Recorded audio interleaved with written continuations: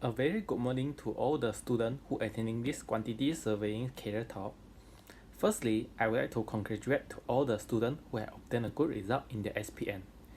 Many of the students may decided to continue their study at university or college, but I believe then most of them are still confusing about what are the courses to study and how to choose the right course that will equip them for the successful future. So today I'm going to introduce a new career option for you, which is to become a quantity surveyor. A quantity surveyor is a new professional that has been largely developed over the last century all over the world. Currently, there is a strong demand for the quantity surveyor in Malaysia due to the significant change in the construction workload. So, what is the quantity surveyor and who are them? The quantity surveyor is a professional with in-depth knowledge of construction costs and the contract provision. The name of quantity surveyor is derived from the initial need for a profession to prepare the bills of quantity from plans. They manage and control the costs within a construction project and work closely with the architect, engineer, and the designer. They are expert in the cost estimating, cost control, and the contract administration. Therefore, they are able to provide accurate cost and contractor advice to their clients. The quantity surveying playing a significant role in the entire project cycle from the inception until the project completion. So, what is a project cycle? A project cycle is a logical sequence of phases that a construction project goes from inception until the completion. It provides a standard framework for managing the project in terms of time, cost, and quality. Normally, the project cycle consists of 5 major phases, which are the inception stage, planning and design stage, pre-construction stage, construction stage, and also the post-construction stage. The project usually begins with an idea from the client or a desire to construct a building. The client who initiates the idea will first appoint his professional team, including the architect, quantity surveyor, and also the engineer. They will carry out the feasibility study to determine whether the project can be proceeded or not. After that, they will proceed to the next step of the project cycle, which is the planning and design stage.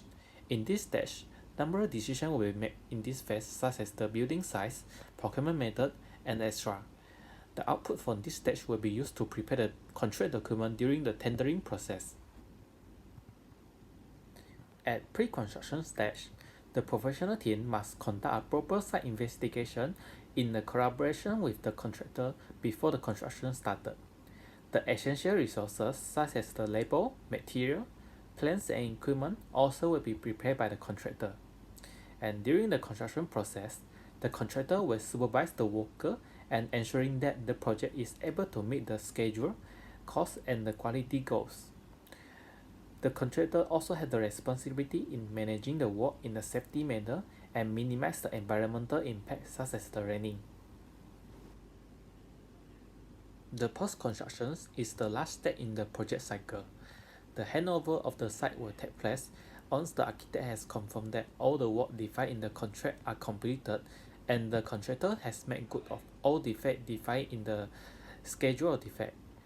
The client will start to occupy the building and the defect liability period shall be commenced. A lot of paperwork also is required in this step, including the approval and the certification that allows the contractor to receive the final payments. Next, I will explain about the roles and responsibility of the quantity surveyor at different steps of construction. Before the construction starts, a quantity surveyor will advise the client on the selection of other consultants. They will also work with other consultants to establish the feasibility study to determine the viability of the project. After that, they will work out an initial cost estimate and provide a preliminary cost advice to the clients. During the planning and design stage, the quantity surveyor has the responsibility to produce a preliminary cost plan that allocates all the budget to the main element of the buildings. They will also advising on the cost implication of the proposed design. It can help the designer to design the building within the budget and allow the potential overspend to be noticed earlier. During the tendering process, the quantity surveyor will advising client with a short list of the potential tenderer by looking into their financial capability and the reputations. Once the tender has been received, the tender evaluation will be done by the quantity surveyor to identify the best tender. After the evaluation, The quantity surveyor will prepare the tender report with the recommendation to the clients. During the construction step, an interim payment certificate also must be made by the quantity surveyor at a monthly interval to the contractor to provide an essential cash flow for the project. They also have to evaluate the value of the variator work if any changes occurred during the construction. And any dispute arising between the parties also must be solved by the quantity surveyor by using their contractor knowledge. An important role of the quantity surveyor in the post-construction step is the preparation of the final account. The quantity surveyor will calculate and identify any adjustment made to the contract sum to determine the final payment for the contractor. Once the final account is prepared, the final certificate will be issued and make payment to the contractor. As we know, there are two types of the quantity surveyor in the construction firm, which are the consultancy quantity surveyor and the contractor quantity surveyor. So, what are the differences between them? So, the consultancy quantity surveyor is referred to those quantity surveyor who work on behalf of the client or the consultant firm. They are often concerned with the cost management in the construction project to ensure the good value for money. The consultancy quantity surveyor must have a full knowledge of construction costs by considering the various factors such as the cost and price of the work, labor costs, plans requirement, as well as the material costs. The job of the consultancy quantity surveyor covers a range of activity including the cost estimating, cost planning, value engineering, life cycle costing, valuation, and the dispute resolution. They tend to be largely office-based with the normal working hour, typically getting out on site once a week. The contractor quantity surveyor is referred to the quantity surveyor who work on the contractor companies. The main duty of the contractor quantity surveyor is to ensure that the project is kept within the budget and to maximize the profit for their owner. They are responsible for the performance of the similar operation that belong to the consultancy quantity surveyor. Other than that, they are also involved in the preparing and the reviewing the subcontractor tender, managing the subcontractor work, reporting on the financial progress of the project, and overseeing the payments for the subcontractor. They are often based on site and very much at the center of the project, watching it progress from day to day.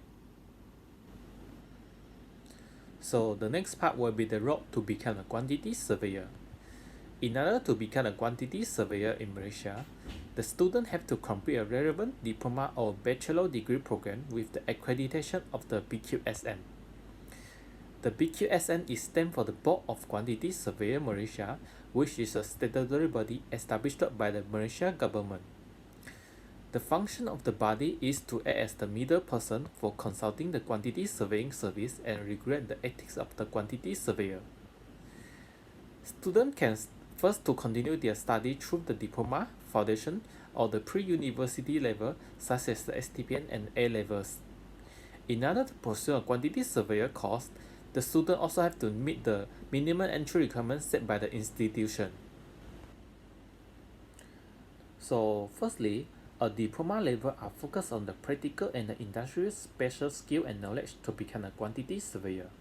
The minimum entry requirement of the diploma level is to obtain a minimum 3 credits in SPM level including the mathematics.